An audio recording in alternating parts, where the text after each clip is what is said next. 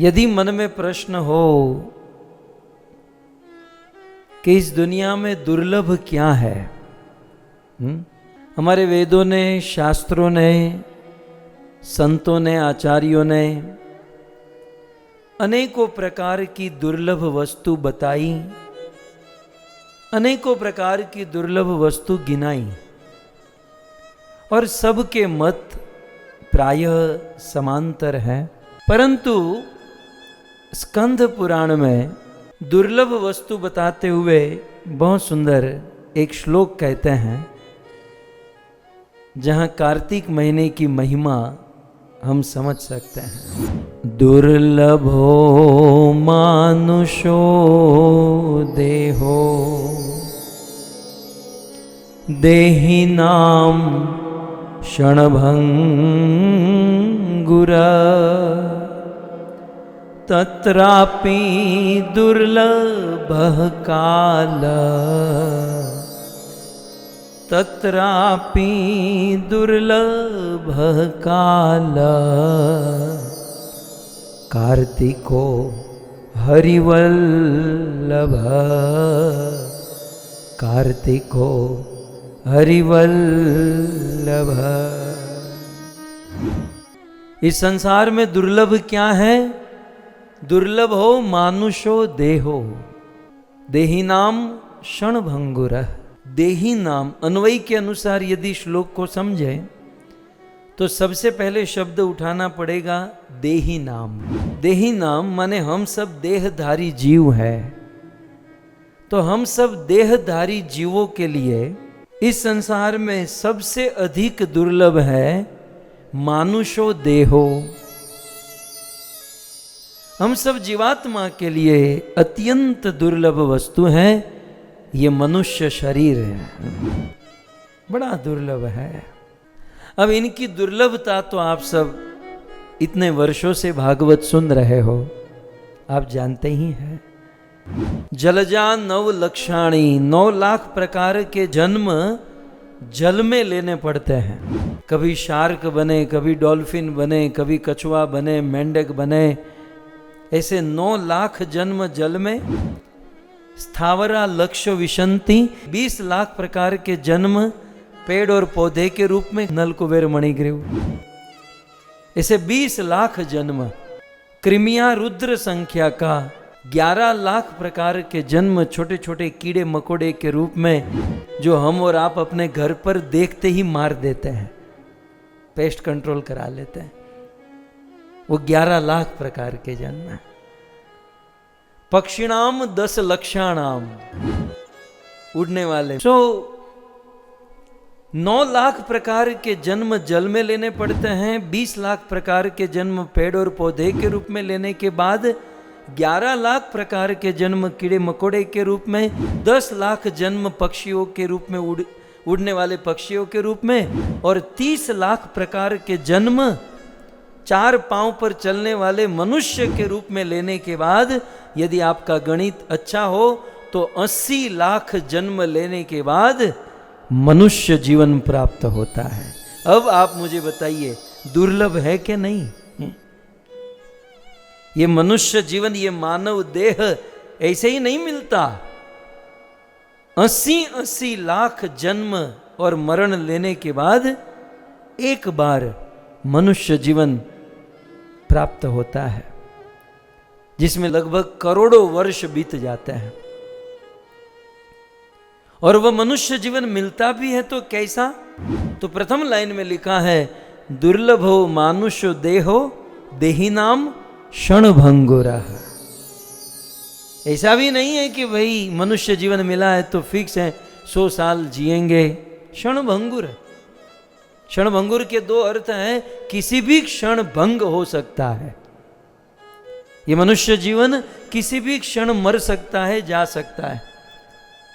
और क्षणभंगुर का दूसरा अर्थ है प्रति क्षण, प्रत्येक क्षण ये मनुष्य शरीर भंग हो रहा है।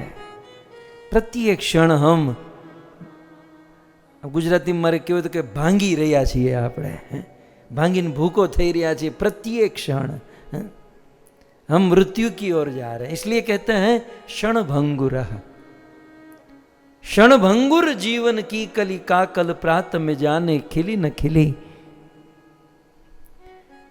आज शाम को हम सोए तो कल सुबह जगेंगे या भी नहीं, क्या भरोसा। कुल मिलाकर मनुष्य जीवन दुर्लभ है।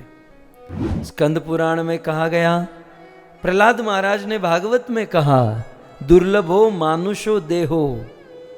भगवान रामचंद्र रामायण में कहते हैं, बड़े भाग मानुष तन पावा।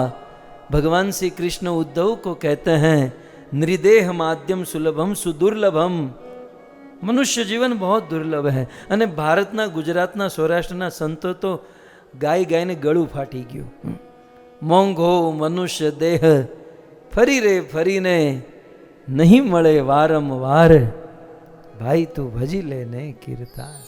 सो कुल मिलाकर दुर्लभो मानुषो देहो, मनुष्य शरीर दुर्लभ है। तो आप समझ गए ना, मनुष्य शरीर बहुत दुर्लभ है।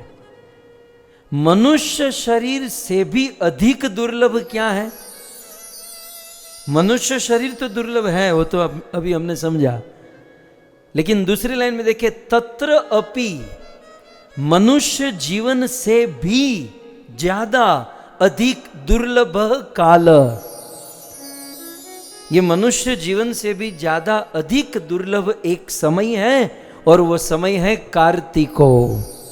ये कार्तिक महीना मनुष्य जन्म से भी अत्यंत दुर्लभ है। क्यों? बिकॉज हरि वल्लभ, क्योंकि ये कार्तिक महीना हरि वल्लभ, वल्लभ माने प्रिय, हरि को अत्यंत प्रिय है। क्योंकि ये कार्तिक मास श्रीमती राधा रानी का मास है। तो इस प्रकार हरि वल्लभ, कृष्ण को प्रिय, ऐसा कार्तिक मास, कार्तिक काल चल रहा है। और इस कार्तिक काल को, कार्तिक मास की महिमा समझकर उसे जीवन में उतारे तो हम और आप भी हरि वल्लभ हो सकते हैं, हरि के प्रिय बन सकते हैं। 3 वस्तु का कभी क्षय नहीं होता। हमारे नीतियों में, सुभाषित में और पुराणों में भी लिखा है कि 3 वस्तु कभी खत्म नहीं होती। हमारे वहां कहते हैं ना, जिसका जन्म है उसका मरण है, जिसकी उत्पत्ति उसका नाश है, जातस्य ही ध्रुवम मृत्यु। लेकिन युग के युग बीत गए, सदियां बीत गई, अनेकों काल बीत गया, 3 वस्तु नहीं बीती। वह 3 वस्तु कौन सी? हमारे भारत के पुराणों में कहा गया, यथा नदी नाम विप्रेंद्र। भारत की नदियां कभी नहीं मिटी। मैं कभी हरिद्वार में भागीरथी के तट पर खड़ा रहता हूं, और ऐसे हम खड़े हैं और कितना जल बह रहा है, जा रहा है। अनंत वर्षों से मां गंगा का जल बह रहा है, बह रहा है, बह रहा है, लेकिन आज तक वह खत्म नहीं हुआ, वो खाली नहीं हुआ, निरंतरम। सो सबसे पहले यथा नदी नाम, जैसे गंगा यमुना आदि नदियों का क्षय नहीं होता, एक। दूसरा, शैले नाश्चैव नारद।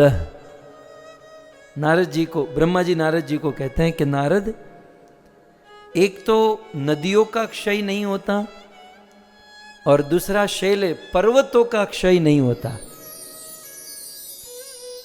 पर्वत, हिमालय और द्रोणगिरी, मंदराचल, महेंद्र, ये सब पर्वत आज भी डट कर खड़े हैं। तो नदियों का क्षय नहीं होता, पर्वतों का क्षय नहीं होता। और दूसरी लाइन में कहते हैं उदधि। उदधि माने समुद्र, समुद्र का नश्चय, समुद्र का क्षय नहीं होता। नश्च क्षयो नारद। तो जैसे नदियों का क्षय नहीं होता, पर्वतों का क्षय नहीं होता और समुद्र का क्षय नहीं होता, ठीक उसी प्रकार कार्तिक महीने में यदि कोई सत्कर्म करता है तो उस कार्तिक महीने में किए हुए सत्कर्मों का भी कभी भी क्षय नहीं होता।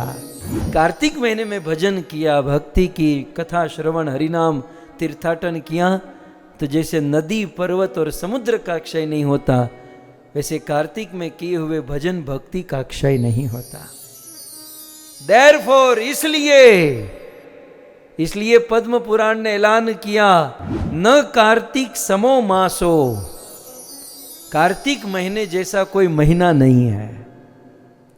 न कार्तिक समो मासो न कृतेन युगम समम,